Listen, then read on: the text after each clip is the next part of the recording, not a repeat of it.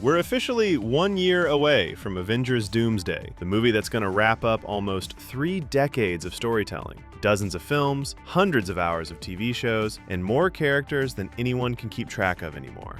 And let's be real with each other. At this point, most of you have either given up trying to follow everything, or you've forgotten half of what happened. And honestly, I don't blame you. It's a lot. That's exactly why I decided to do something about it. I went back and watched everything. I broke it all down. I organized it piece by piece. And now I'm building something you won't find anywhere else. The complete Marvel timeline. We're talking the MCU, the Fox X-Men universe, the Netflix shows, all of it. Every storyline, every connection, merged into one massive story told in the right order. Consider this your survival guide. By the time Doomsday hits theaters, you're going to walk in there knowing more than anyone else in that room. Now, this is chapter 2 of what's probably going to be a really long series. I'm not even sure how many parts yet. We'll figure that out together. If you haven't seen chapter 1, go watch that first. I'll wait. All right, you ready? Get comfortable. Put your phone down for a minute. You're here with Vericade, and together, we're going through the greatest story ever told on screen. Let's get into it. The 20th century marked a turning point in history. This was the era when the first great heroes emerged, not from cosmic forces or ancient magic, but from the fires of human conflict. While wars between celestial beings and cosmic entities raged in the far reaches of space, our story turns back to Earth, where a different kind of war was about to shape the future of humanity forever. Over on Earth 10,005, between 1917 and 1918, James Logan and Victor Creed found themselves in the trenches of World War I. These two brothers had been fighting side by side since that night in 1845, surviving the Civil War and countless other conflicts. Their mutant healing meant death was never permanent, bullets and blades just temporary setbacks. But this war was different. The trenches were a new kind of horror. Mustard gas, artillery barrages, machine guns cutting down men by the hundreds. And somewhere in all that carnage, Victor started to change. James noticed it in his brother's eyes. The killing wasn't just survival anymore. Victor was enjoying it. Each battle fed something dark inside him, a savagery that grew stronger with every body that fell. By the time the war ended, James saw the truth. The brother who once protected him was becoming a predator. Their promise to always stick together was starting to crack. The final break was still years away, but World War I planted the seeds. 2 mutants survived the Great War, but only one of them held on to his humanity. Back on Earth 616, during the 1920s, a friendship was forming that would one day change the course of history. But to understand why, you need to know about a kid named Steve Rogers. Steve was small, not just short, genuinely frail. Asthma made it hard to breathe. He caught every sickness that came around. Doctors told his mother he might not survive to adulthood. On paper, this was the last person you'd expect to become one of the greatest heroes the world would ever know. But what Steve lacked in physical strength, he made up for in something else: heart. The kid had an unshakable sense of right and wrong, and he had absolutely no idea when to back down from a fight. It didn't matter if the bully was twice his size or if there were 3 of them. If Steve saw someone being pushed around, he stepped in. He got knocked down. He got back up, every single time. James Buchanan Barnes, Bucky to his friends, was everything Steve wasn't: strong, confident, charming. He could talk his way out of trouble or fight his way out if talking didn't work. Bucky had every reason to run with the popular crowd and leave the skinny kid behind. But Bucky saw something in Steve that others missed. He saw courage that had nothing to do with muscle. So when he found Steve in yet another alley, bloody and defiant, Bucky didn't just pull him out, he stayed. He became the friend who always had Steve's back. Through the 20s and into the 30s, these two became inseparable, brothers in everything but blood. Neither of them knew that a war was coming that would test that bond in ways they couldn't imagine. Neither of them knew that one would become a symbol of hope for an entire nation, while the other would become a ghost story whispered by intelligence agencies for decades. They were just 2 kids from Brooklyn, looking out for each other in a world that was about to catch fire. By the late 1930s, the world was on fire. A dangerous regime had seized control of Germany and was spreading across Europe. World War II had begun, the deadliest conflict in human history. But within the ranks of this military, something even darker was taking shape. To understand it, you need to know about a man named Johann Schmidt. Schmidt wasn't like other officers. While the regime was focused on politics and territory, Schmidt was obsessed with something deeper. He believed the future belonged to whoever could harness ancient powers, mystical artifacts, weapons that could reshape reality itself. Most thought he was insane, but Schmidt knew the legends were real. He was given control of Hydra, the regime's deep science division. Officially, they developed advanced weapons. Unofficially, Schmidt used it to hunt for artifacts mentioned in forbidden texts. For years, he searched, sending teams across the globe, chasing legends that others dismissed as fantasy. Then, in 1942, his obsession finally paid off. His research had traced an ancient Norse legend to a small village in Norway called Tonsberg. Remember when Odin defeated the frost giants back in 965 AD? Well, around that same time, Odin made a decision. After years of conquest and bloodshed, after banishing his own daughter Hela for refusing to stop the violence, he wanted peace.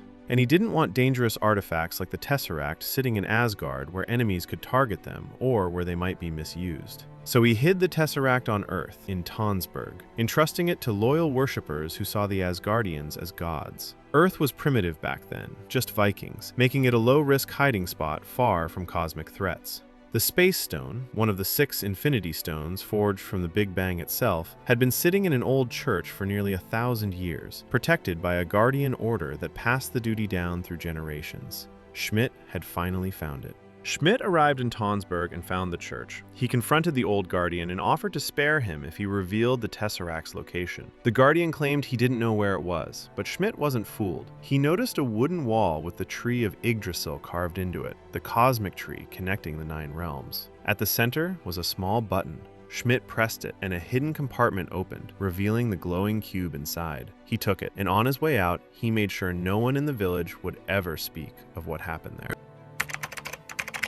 Long ago, a group of beings called the Clandestines were exiled from their home, a dimension called the Noor. These weren't humans, they were jinn, beings of light and energy, now trapped on Earth with no way back. For centuries, they searched for anything that could open a doorway home. In 1942, their search led them to British-occupied India, where they discovered an abandoned temple. The temple bore a familiar symbol, 10 interlocking rings. This was an outpost of the Ten Rings organization, the same empire built by Xu Wenwu during the Middle Ages when he discovered the 10 rings and used them to conquer for 1,000 years. Inside, they found something unexpected, a blue arm protruding from the rubble, the remains of a Kree. Now, the Kree are an ancient alien race that have been traveling the cosmos for millions of years. We'll get into their full history later in this series, but for now, just know they're one of the most powerful civilizations in the universe, and one of them had died here long ago with something important still attached to their arm, a bracelet. Not just any bracelet, a quantum band. These bands were ancient Kree artifacts of immense power. They could manipulate energy, open portals across space, and most importantly for the Clandestines, potentially open doorways between dimensions. But there was a catch. They needed both bands to fully open a portal home, and this was only one of the pair. One of the Clandestines, a woman named Aisha, put the band on her arm and immediately felt it, the Noor, the light-based energy from her home dimension.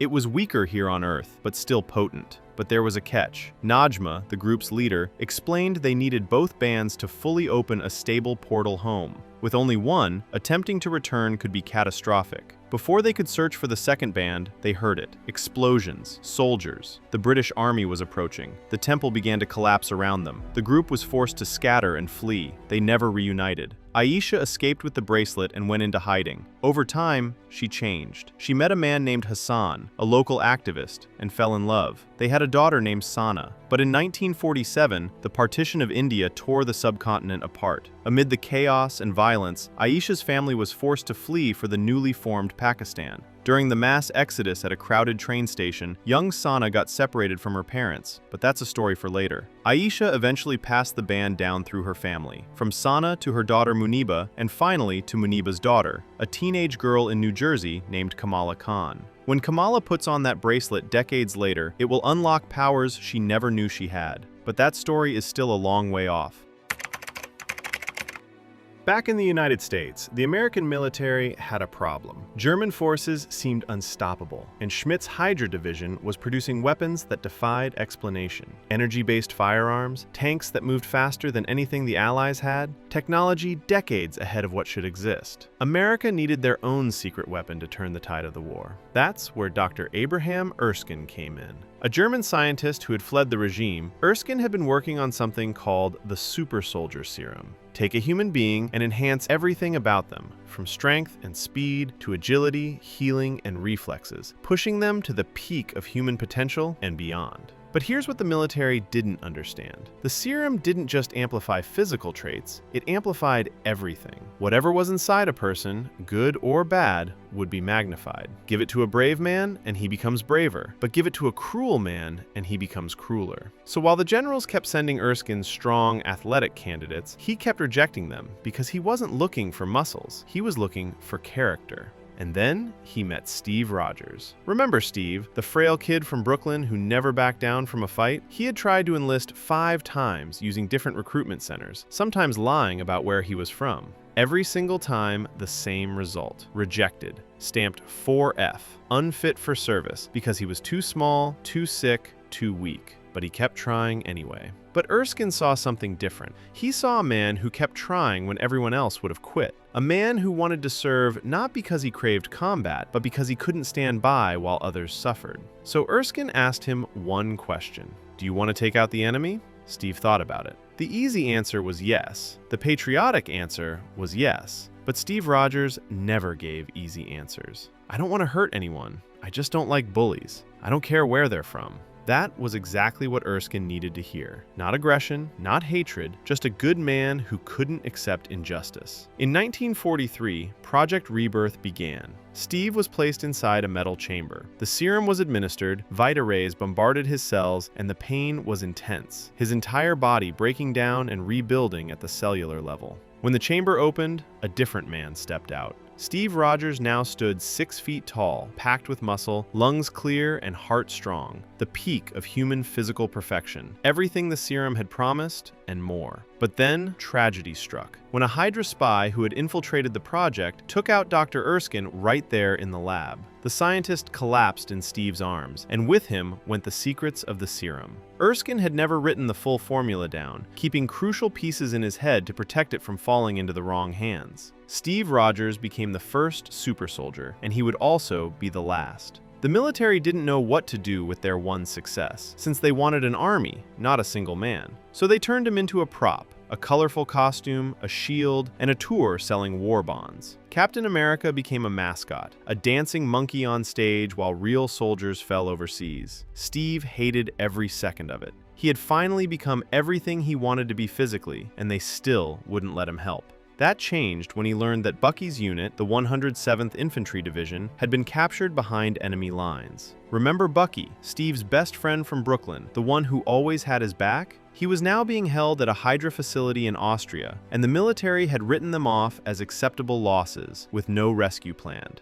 Steve Rogers had never accepted that kind of thinking. So with help from Peggy Carter, a British agent who had believed in Steve from the very beginning, back when no one else did, and who would become one of the most important people in his life, and Howard Stark, the genius industrialist, Steve went AWOL. They got him behind enemy lines using one of Stark's planes, and Steve parachuted in alone with nothing but his shield and his determination. He fought through the Hydra base, freed Bucky, freed over 400 other prisoners, and came face to face with Johann Schmidt himself. That's when Steve discovered the horrifying truth. Schmidt had used an imperfect version of Erskine's serum on himself years earlier, and it revealed what he truly was inside. His face had become a red skull, the outer reflection of the monster within. Steve and the freed prisoners fought their way out of the facility. When they marched back to the Allied base, the military officials who had planned to court-martial Steve could only watch in silence. The dancing monkey had become a war hero.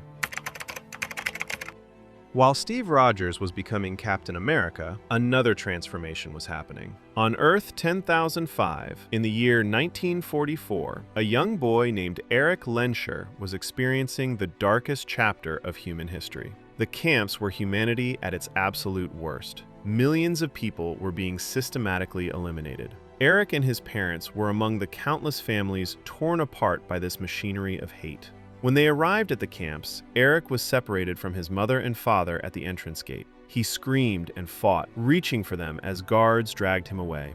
And in that moment of desperate, primal need, something happened. The metal gate in front of him began to bend, the iron twisting toward Eric's outstretched hands, responding to his will.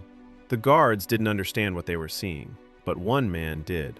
Dr. Sebastian Shaw was a scientist who had been studying prisoners with unusual abilities. He recognized immediately what Eric was, what he could become. Here was a mutant, a child whose genes gave him power over magnetism, over all metal. Shaw took Eric, and what followed were months of cruel tests and procedures. Shaw wanted to understand Eric's powers, to see how they worked, to push them further, and he believed that extreme emotions triggered mutation. He was patient, methodical, and monstrous. The breakthrough came when Shaw brought Eric's mother into the room and gave Eric a simple test: move a coin using only his mind. If Eric succeeded, his mother would live, but if he failed, Shaw would end her. Eric tried, focusing everything he had on that small piece of metal, but his powers were still raw and uncontrolled. He couldn't do it, and the coin didn't move. Shaw made good on his threat. In that moment, as Eric watched his mother collapse, something inside him broke and something else was born. His powers erupted. Every piece of metal in the room responded to his grief and rage. Equipment bent and shattered. The guards never stood a chance. Shaw was delighted. He had found the key. Loss and rage unlocked mutant potential. He had taken everything from a child to create a weapon. Eric survived the camps. The war ended. The regime fell. But the boy who had loved his parents, who had believed in hope and goodness, was gone forever after that room. What remained was something harder, colder, shaped entirely by anger. The child Eric Lensher would eventually become Magneto, one of the most powerful and dangerous mutants who ever lived. And the rage that Shaw planted in him that day would bear fruit for decades to come.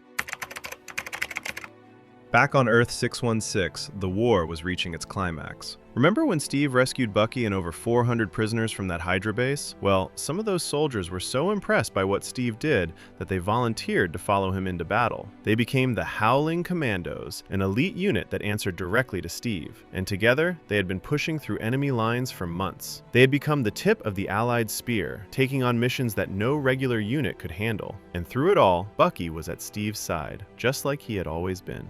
In early 1945, intelligence reported that Arnim Zola, Hydra's lead scientist and the man responsible for many of their advanced weapons, was being transported by train through the Austrian Alps. Capturing Zola could give the Allies crucial information about Hydra's operations, maybe even the location of the Red Skull himself. Steve and Bucky led the assault, managing to get onto the speeding train as it wound through the mountains. The fighting was intense, with Hydra soldiers around every corner and Zola's personal guards throwing everything they had at them. They succeeded and captured Zola, but the cost was unimaginable. During the battle, a blast tore a hole in the side of the train car, and Bucky was thrown toward the gap, barely catching hold of a damaged railing. The train was moving at full speed, the wind screaming through the opening, the ground hundreds of feet below. Steve reached for him and Bucky reached back, their hands just inches apart. Then, the railing gave way. Steve watched his best friend, his brother, fall from the train into the frozen ravine below. There was no parachute and no last-minute save, just Bucky getting smaller and smaller, disappearing into the white void. Steve's scream was swallowed by the wind. They never found a body because the ravine was too deep and the snow too heavy. James Buchanan Barnes was declared lost in action. The kid from Brooklyn who had always had Steve's back, who had pulled him out of alley fights and followed him into war, was gone. Except he wasn't. What Steve didn't know, what no one would know for decades, was that Bucky survived the fall. Remember when Bucky was captured at that Hydra facility before Steve rescued him? During that time, Zola had performed experiments on him, injecting him with a version of the Super Soldier Serum. It wasn't as powerful as what Steve received, but it was enough. Enough to survive a fall that would have ended anyone else. His body was broken but not gone when Soviet operatives found him in the ice at the bottom of that ravine. They took him back to Russia and saw his potential, a super soldier, enhanced and nearly unbreakable. Over the following years, they rebuilt him. His damaged arm was replaced with a prosthetic made of metal, giving him strength that matched his enhanced body. But the real work was done on his mind. They wiped it clean using techniques that erased memory and identity, and they programmed him with skills, missions, and absolute obedience. Whenever he started to remember who he was, they would wipe him again. The Winter Soldier was born, a ghost, a weapon that intelligence agencies would whisper about for 70 years. He He carried out missions across the globe, and then they would freeze him until he was needed again. And somewhere, buried deep beneath the programming, a fragment of Bucky Barnes still existed, waiting for a friend who thought he was gone. But we'll get back to his story later. Weeks after Bucky's fall, Steve led the final assault on the Red Skull. Hydra's main base had been located, and the Allied forces were closing in. But Schmidt had one last card to play. The Valkyrie was Hydra's ultimate aircraft, a massive plane, larger than anything that had ever flown, loaded with bombs powered by the Tesseract's energy. Each one was capable of destroying an entire city, and the Red Skull had programmed them to target every major population center in the Allied nations, including New York, Chicago, London, and Moscow. If the Valkyrie reached its targets, millions would be lost. Steve fought his way aboard the aircraft as it took off, battling through Hydra soldiers and pushing deeper into the plane until he reached the cockpit where Schmidt waited. Their confrontation was brief but decisive. During the fight, Schmidt grabbed the Tesseract with his bare hands, perhaps believing he could use its power directly, but it was a fatal mistake. The Space Stone activated in a way Schmidt never expected. A portal tore open in the air, and Schmidt was pulled through, transported across the universe to a place he could never have imagined. The Red Skull vanished, his fate unknown, but the Valkyrie was still flying. The autopilot was locked, the bombs still armed, the targets still programmed. Steve tried everything to change the course, but there was no way to land the plane safely. The only option was to crash it somewhere the bombs couldn't hurt anyone. Steve contacted Peggy over the radio and told her what was happening. The plane was going down, and there was no other way. Peggy tried to find another solution, but they both knew there wasn't one. In their final moments together, they made a promise to have a dance when this was all over. A date at the Stork Club that Steve knew he would never be able to keep. The transmission cut out as Steve aimed the Valkyrie toward the Arctic ice. Everybody thought Steve was gone. The plane hit the ice, and that should have been the end. But the combination of the Super Soldier Serum and the freezing temperatures did something unexpected. It put him into a state of suspended animation. Not alive, not gone, but somewhere in between. The war ended, and the regime was defeated. Hydra was believed to be destroyed along with them, and Steve Rogers became a legend, a symbol of sacrifice and heroism that would inspire generations. He would sleep for nearly 70 years, dreaming of a dance he never got to have. But we'll get back to his story later. The war didn't end with Steve's sacrifice. It ended with something far worse. In August 1945, the United States dropped 2 atomic bombs, one on Hiroshima, one on Nagasaki. The destruction was unlike anything the world had ever seen. Entire cities were wiped out in an instant, and the people who survived were left with wounds that would never fully heal. Remember the Eternals from the first chapter? The immortal beings sent to Earth by the celestial Hiroshima to protect humanity from the deviants and help civilization grow? Each Eternal had a specific role to play. Thena was the warrior. Circe could manipulate matter. Makari had super speed. And Phastos? He was the inventor. For thousands of years, Phastos had been guiding human progress from the shadows. He didn't just build things himself, he planted ideas in the minds of humanity's greatest thinkers. The philosophers, the scientists, the engineers who pushed civilization forward, many of them got their inspiration from Phastos. Those brilliant physicists who unlocked the secrets of the atom, Phastos had nudged them in the right direction, believing that knowledge would make humanity's lives better. And now he was standing in the ruins of Hiroshima, looking at what that knowledge had created. Phastos was devastated. All those centuries of guiding human progress, of sharing ideas and pushing civilization forward, and this is what it led to. The power to destroy entire cities, to end hundreds of thousands of lives in a flash of light. He had believed in humanity's potential, believed that technology would improve their world. But standing in the ashes of what his influence had helped create, he couldn't see that anymore. He stepped back from humanity after that, unable to reconcile what he had given them with what they had done with it. The guilt would stay with him for decades. But we'll get back to his story later. Over on Earth 10,005, Logan was in Nagasaki when the bomb fell. Remember Logan, the mutant with the healing factor who had survived the trenches of World War I alongside his brother Victor. He was being held as a prisoner of war in a Japanese camp near Nagasaki. When the atomic bomb dropped, the blast should have ended everyone there. The heat alone was enough to reduce everything to ash, but Logan's healing factor kicked in. His body was completely burned, reduced to almost nothing, but he regenerated. And in those final moments before the blast hit, he did something unexpected. He saved the life of a Japanese soldier named Yoshida. Now, Yoshida wasn't just any soldier. He was one of Logan's captors, one of the guards who had been keeping him prisoner. But Logan saved him anyway, shielding him in a pit and covering him from the worst of the destruction. Yoshida survived because of Logan, and he never forgot it. He would spend the rest of his life feeling indebted to the man who saved him, building an empire in Japan while always remembering the mutant who gave him a second chance. That debt would come back around decades later, but that's a story for another time. Back on Earth 616, the year was 1946, and Peggy Carter was dealing with her own battles. Remember Peggy, the British agent who had believed in Steve when no one else did, who had helped him become Captain America, and who had promised him that dance they never got to have? With Steve gone, she could have walked away from all of it. Instead, she kept fighting. But the world wasn't making it easy. She had been relegated to secretarial duties at the Strategic Scientific Reserve, while her male colleagues got all the field assignments. That year, Howard Stark found himself in serious trouble. Someone had stolen his most dangerous inventions, and now he was being framed for selling them to enemies of the United States. The government was calling him a traitor. Howard knew he was innocent, but he also knew he couldn't clear his name on his own. So he secretly reached out to the one person he could trust. With the help of Howard's butler Edwin Jarvis, Peggy went undercover to investigate. The mission took her through a web of conspiracies, double agents, and a mysterious organization called Leviathan that was behind the thefts. In the end, she exposed the real culprit and proved Howard's innocence. During her investigation, Peggy came across something else, the last remaining sample of Steve's DNA, taken after Project Rebirth. It was the only way anyone could ever recreate the Super Soldier Serum. People would have done anything to get their hands on it, would have started wars over it, so Peggy made a choice. She destroyed it, pouring it into the river rather than let it become another tool for destruction. It was her way of letting him go, of protecting his legacy. After everything she had been through, Peggy became one of the co-founders of S.H.I.E.L.D., alongside Howard Stark and Colonel Chester Phillips. The organization that would protect the world from extraordinary threats was built in part by a woman who had loved a man frozen in ice, a man she would never stop waiting for. But we'll get back to her story later.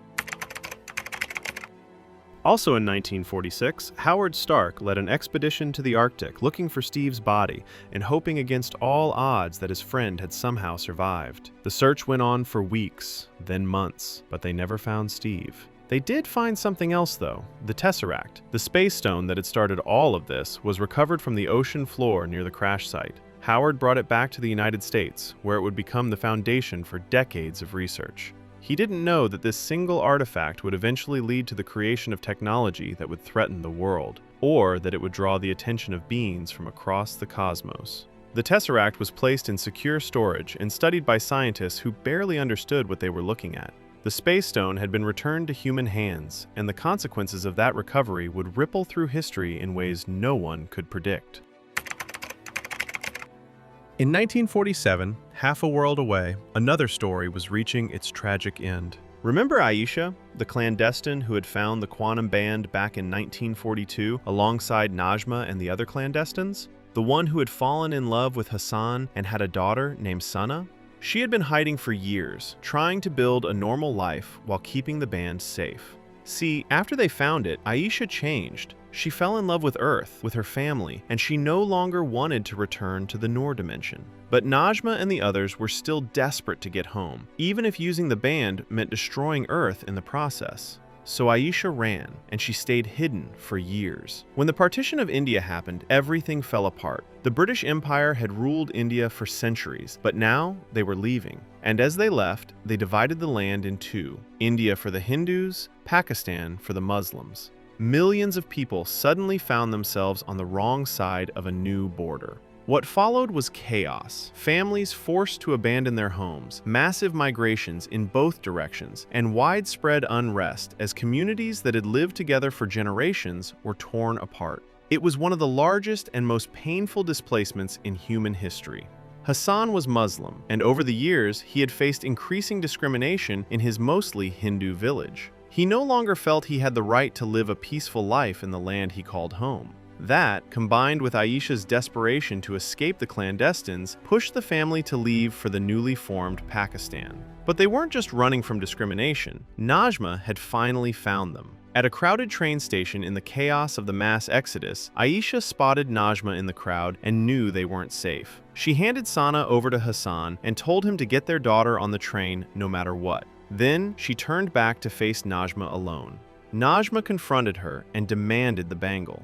But Aisha refused, and Najma saw this as a betrayal. In her anger, she struck Aisha down and left her in the middle of the crowd. Meanwhile, Hassan was trying to find space on the train while holding Sana's hand, but in all the chaos, he lost track of her. Little Sana had wandered off, calling out for her mother. Aisha was fading, and she knew she wouldn't make it. But with her last bit of strength, she did something incredible. She used the bangle to reach across time itself, pulling her great-granddaughter Kamala Khan from decades in the future. And then something impossible happened. A figure appeared in the crowd, glowing with the same energy as the quantum band. It was Kamala, traveling back through time to this exact moment. She found Aisha lying in a cart, fading fast. At first, Aisha thought Kamala was Sana. The bangle had worked. It had brought her daughter back to her. But Kamala explained she wasn't Sana.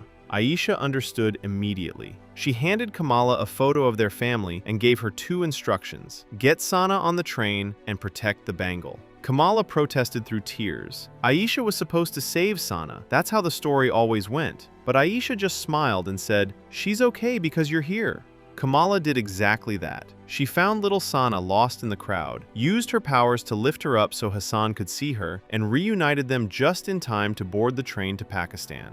The family line was saved. Aisha saw it happen. In her final moments, she saw her great-granddaughter save her daughter, closing a loop that stretched across generations. The band that Aisha had protected would one day find its way to Kamala, and Kamala would use it to save the family line that made her existence possible. It was a beautiful, heartbreaking moment, proof that the choices we make ripple forward through time in ways we can never fully understand. Aisha was gone, but her legacy would live on through Sana, through Muniba, and eventually through Kamala herself.